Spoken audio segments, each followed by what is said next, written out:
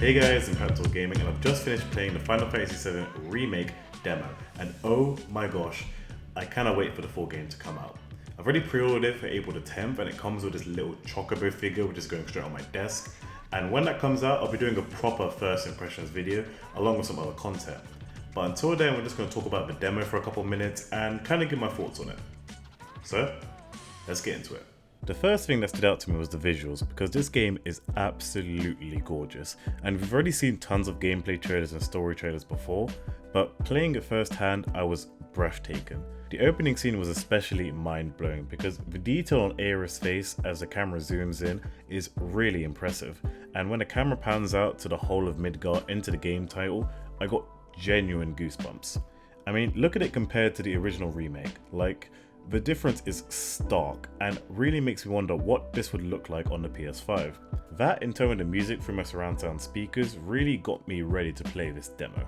Now, the whole demo is the make a react to one scene they've been showing us for months now, and the whole thing is essentially an hour-long tutorial for all the main things you'll need to play the game. It ended up being a good way to introduce the game and introduce the core game mechanics you'll need while still getting on with the story and taking in the scenery.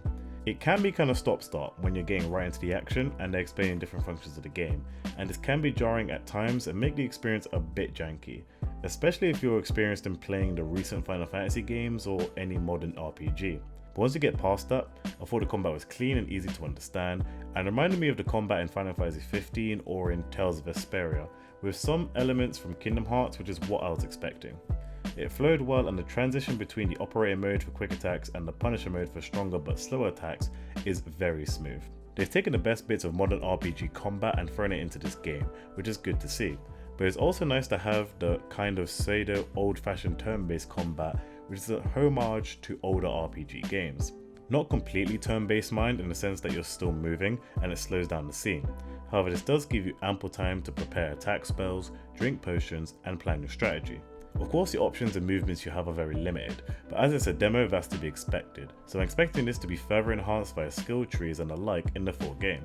The seamless nature which you can switch between characters is also very polished. However, personally I opted to give commands to the other characters and stick to Cloud when I could, unless I absolutely had to.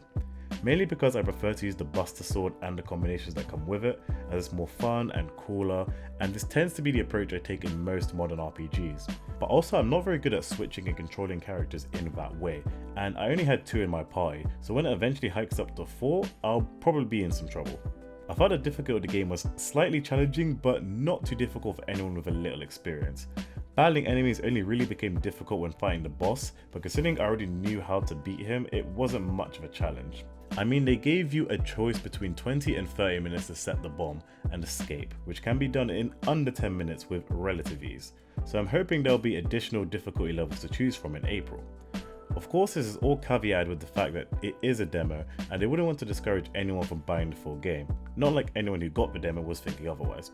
The dialogue between the characters is very witty and well written, and I enjoy the different dynamics in the group. Barret's overt and loud nature contrasted with Cloud's aloof and composed attitude works well, and though we don't get to see much of the others at the start, they still kept the conversation funny and not to detract from the action.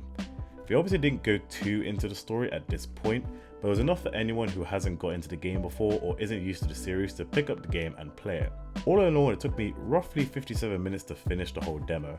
It would have been shorter, but I was too busy looking for any potential boxes, secrets, and Easter eggs, but alas, I didn't find any. This is easily one of the most anticipated games of the year, and it may hurt my bank balance with Animal Crossing, The Last of Us 2, and many more games coming in such quick succession, but it will be well worth it. I can't wait to spend hours upon hours of my time delving into the city of Midgar and taking down Shinra and just being an all-around badass. Well, that's it from me. If you enjoyed, leave a like, subscribe, and make sure to leave a comment down below about what you guys thought about the Final Fantasy VII Remake demo. Thanks for watching, and I'll see you next time.